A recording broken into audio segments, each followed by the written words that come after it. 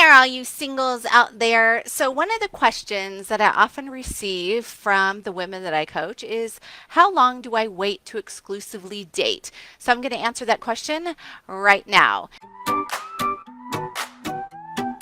Before I get started, I want to share if you haven't signed up for my free class, What Men Want in a Woman and What Women Want in a Man, 8 things that you need to know to get the exclusive relationship or the committed relationship that you want. I want to invite you to sign up for that class. I've had such great attendance with it that I've decided to add more slots for that class. So what you need to do is head on over to singleover30.net/want. That's WANT. Again, that's singleover30.net/want to sign up for the class. And when you do, I'm going to talk with you about how you can get matchmaking worth $5,000 for free. And I'm going to give you a free guide about 50 things that you shouldn't say to the opposite sex. So head on over there and save your spot. I look forward to seeing you in the class.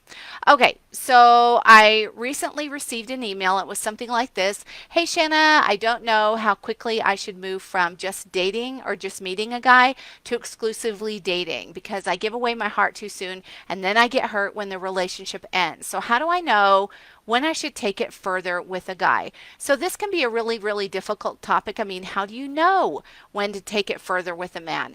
How long should you know someone before you exclusively date them? So some people will say that you should date for several months before becoming exclusive or for 6 months. There are all types of ideas about the time frame that you should use to measure whether or not you should exclusively date somebody. Other people say that they are exclusive from the very beginning, like from the very first date, because they say, well, I'm loyal and I'm a one-person person and that's it. So when I meet somebody, I exclusively date them from the beginning.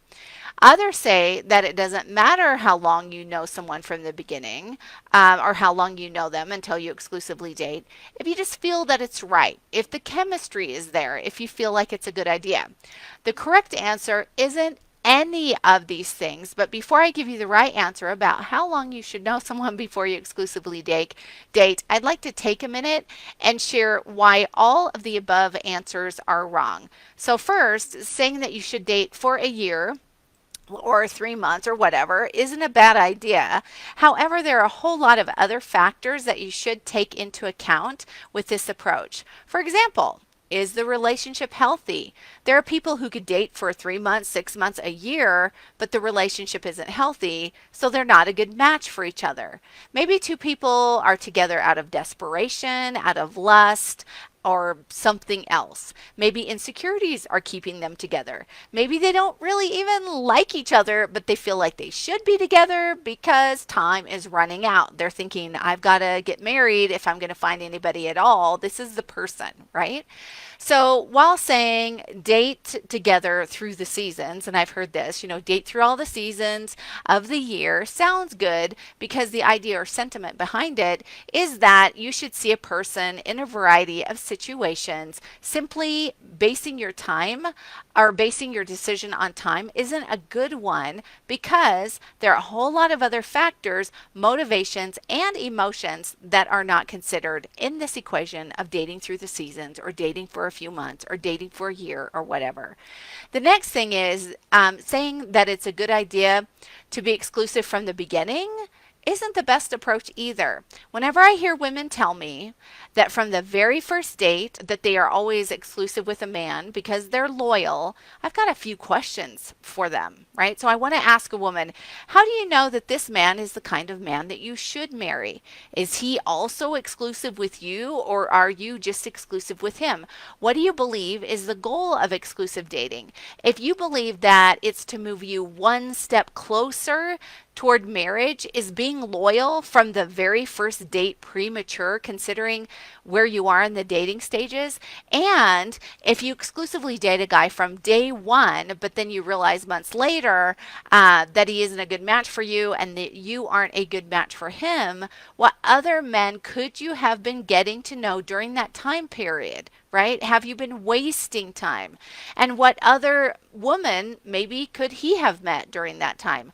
Also, what don't you know about a guy? So if you're saying I'm going to exclusively date this guy from the very beginning, and you're saying that exclusive dating is for marriage or for a committed relationship, what is it that you need to know about a person before you would ever exclusively date them? And my guess is that you're not going to find out all the things about someone's character within the first date. So my thought is that it's really not a good idea to say, hey, I'm exclusive from the very beginning or the very first date. I understand that what women are often saying is they're saying, I don't want to be the kind of person who dates multiple people because I think it's disingenuous. Like, I don't think it's genuine. And I want to focus on one person and get to know them.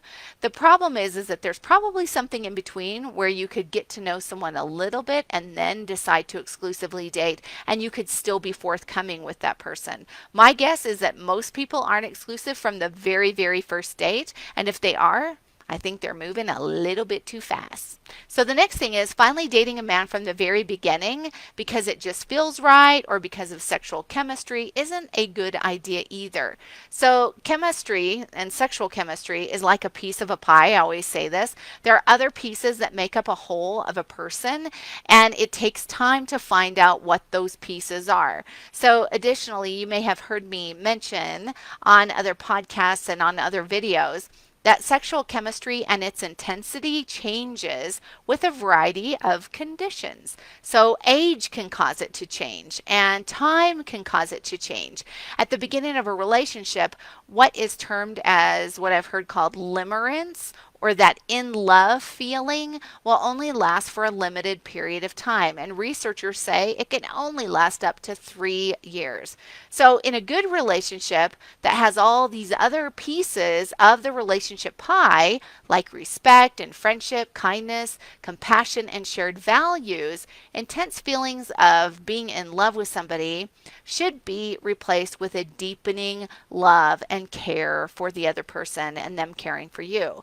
And when I say in love, I mean that kind of like heightened sense of euphoria that can exist at the beginning of a relationship. And sometimes people think, well, that's just for kids. No, it can happen at any stage of our lives and at any age. So, what we want is that should be replaced with a deeper sense of commitment that includes a sense of stability and a sense of belonging and a sense of permanence and a sense of emotional safety that often does not exist in a relationship at the beginning when you're in the infancy and of the relationship and just this throes of all this relational chemistry.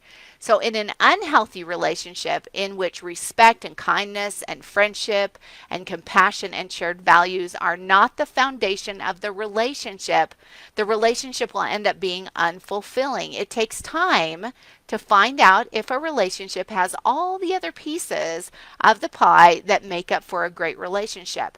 So, one of the things that you want to do, especially if you want to tie the knot and say I do, is to be intentional in your dating life. So, what that means is that you are intentional about who you give your time to, not only for yourself, but for the other person too.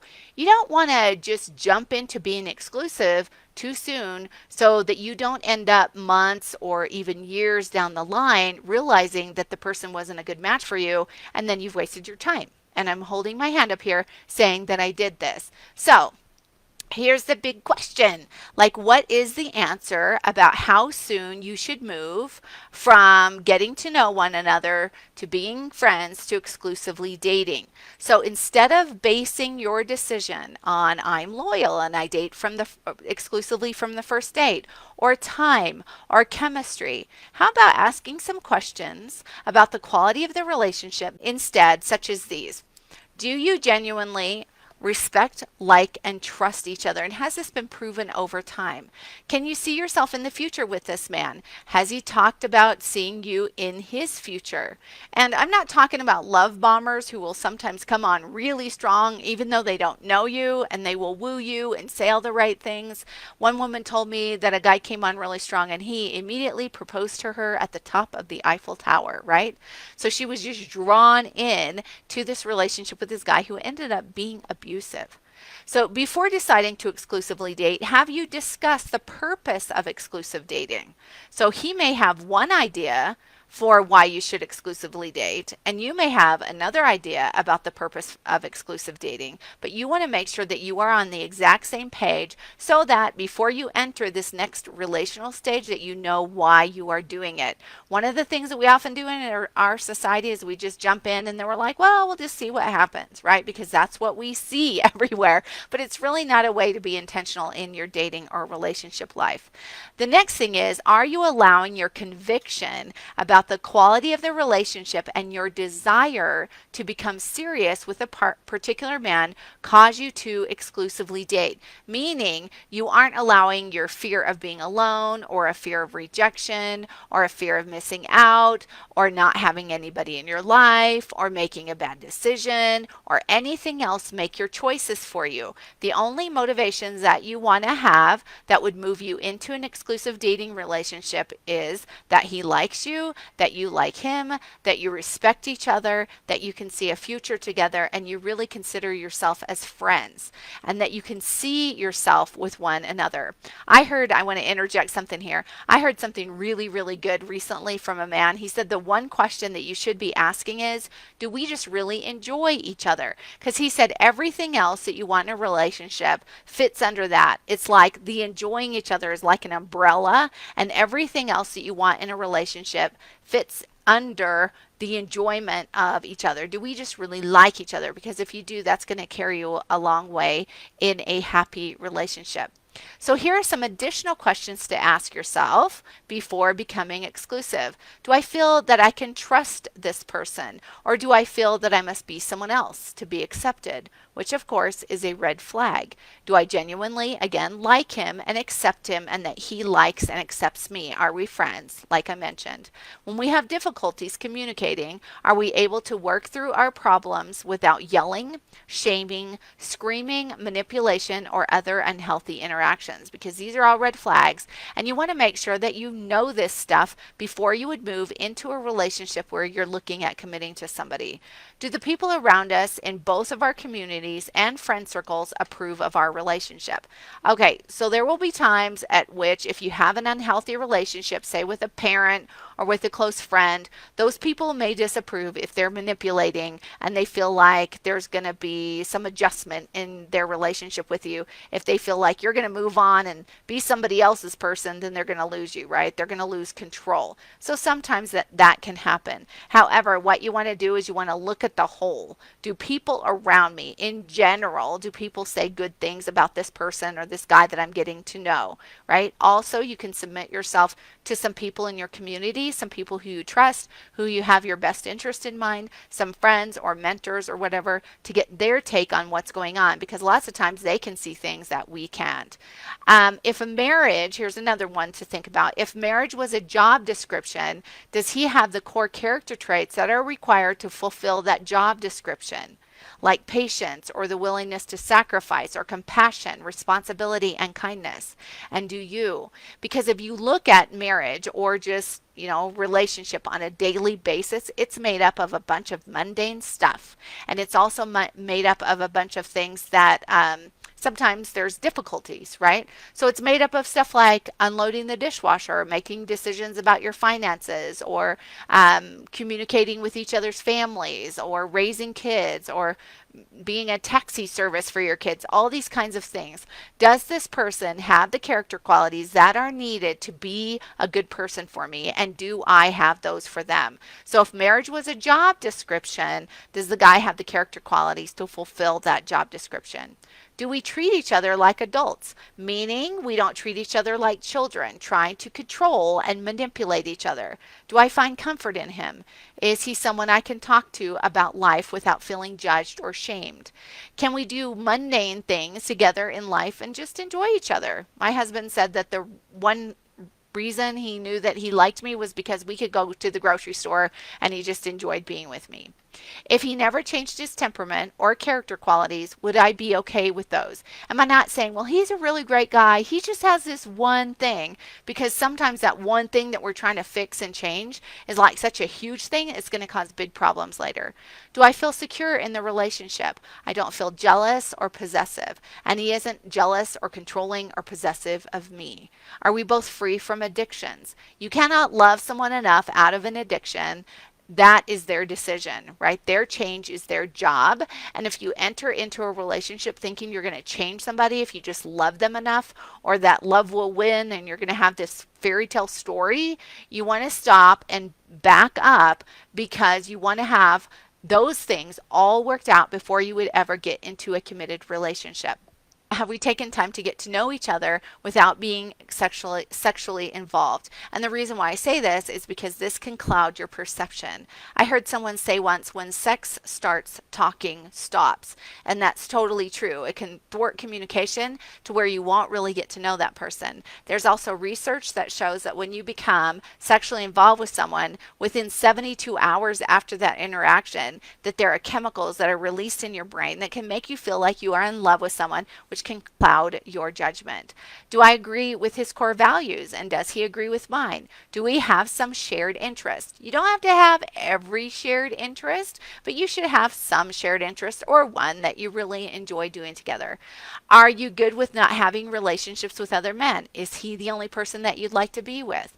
Have we seen one another in varied situations, from some difficult to some fun?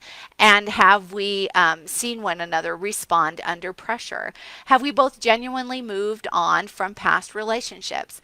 And if we agree that exclusive dating is the next stage toward long-term commitment, like marriage, have we sought counsel about the direction of our relationship, either from a coach or from a counselor? Because again, other people can see things that sometimes we can't.